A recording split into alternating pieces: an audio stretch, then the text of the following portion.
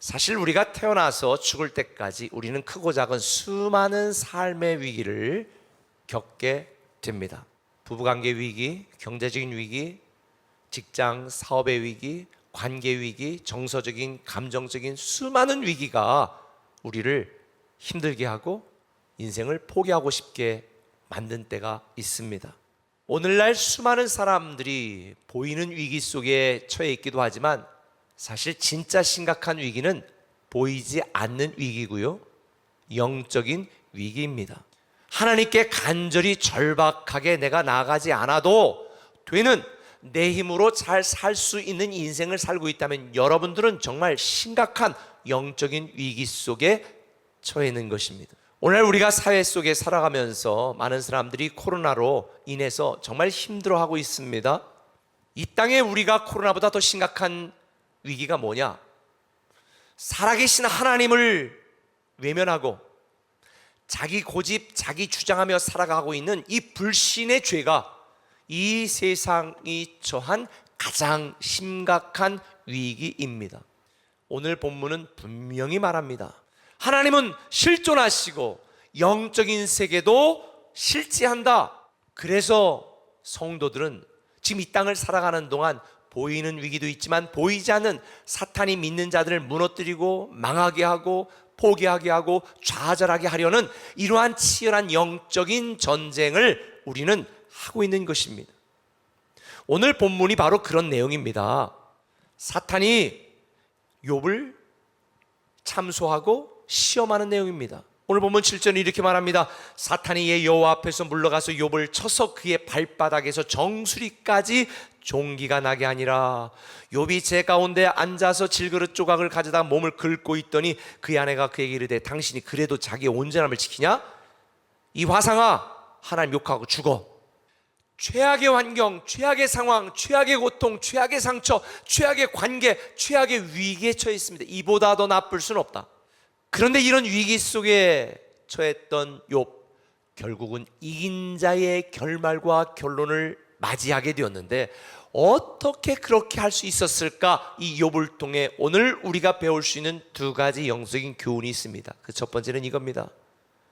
까닭 없는 신앙으로 극복하라는 것입니다. 3절 같이 읽어볼까요? 시작.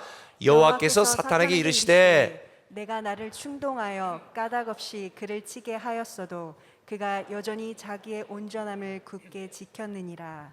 욥은 자신이 가진 모든 걸 다 잃고 물질적, 신체적, 정신적, 관계적, 사회적인 위기에 처해 있음에도 불구하고 까닭 없는 신앙으로 극복했습니다. 어떻게 그 까닭 없는 신앙을 가질 수 있었을까? 10절에 그 힌트가 있습니다. 이 모든 일에 욥이 입술로 범죄하지 아니하니라. 욥은 하나님에 대한 주재권을 인정했고 이 모든 세상 만물이 하나님 거라고 하는 하나님의 소유권을 인정했습니다. 그래서 욥은요, 이런 심각한 삶의 위기 가운데서도 까닭 없는 신앙으로 극복할 수 있었던 것입니다. 근데 여러분 꼭 기억하세요. 하나님은 우리의 것을 빼앗아 가는 분이 아니라 항상 더하시는 분이다. 그래서 지금 내가 고난을 당하고 내가 지금 삶의 위기에 직면했다 할지라도 우리는 우리의 현재의 일이 일비하지 마시고요, 까닭 없는 신앙, 이유 없는 신앙으로 극복해야 돼요. 지금 여러분들 잃은 것 때문에 분노하시지요?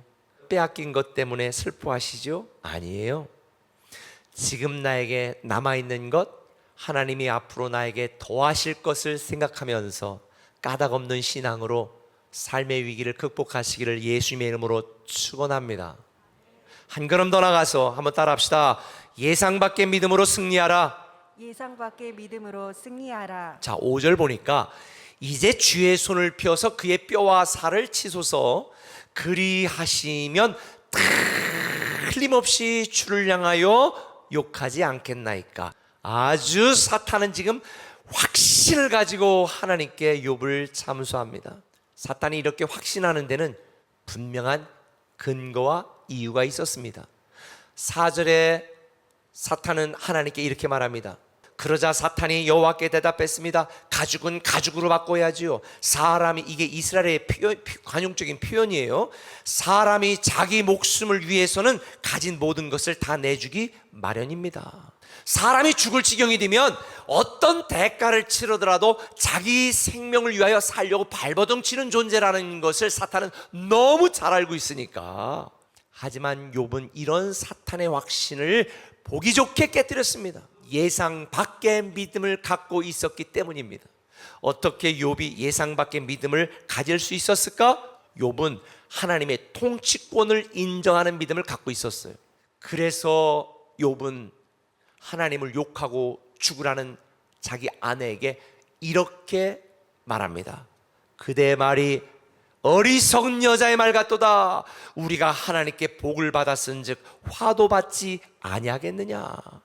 온 천한 만물의 통치자는 만왕의 왕이신 하나님이십니다. 이걸 인정해야 우리는 예상 밖의 믿음으로 승리할 수 있습니다. 마라톤은 42.195km를 달려야 되는데요, 35km 정도 지점에 가면 심장이 터질 것 같고 숨이 막혀가지고 도저히 난 죽을 것 같은 그런 공포감을 다 느끼는데 너무 힘들었어. 그런데 그 데드 포인트를 딱 넘기면 완주의 기쁨을 누릴 수 있는 거예요. 제가 지금 우리 성도들과 이 세상 살아가는 사람들을 볼 때 다 지금 이 데드 포인트에 와 있습니다.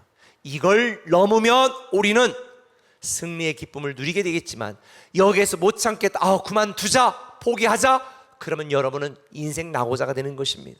저는 우리 꿈에게 성도 모두가 까닭없는 신앙으로 위기를 극복하고 예상 밖의 믿음으로 승리하여 이긴 자의 결말을 맞이하는, 경험하는 이긴 자가 되시기를 예수님의 이름으로 축원합니다.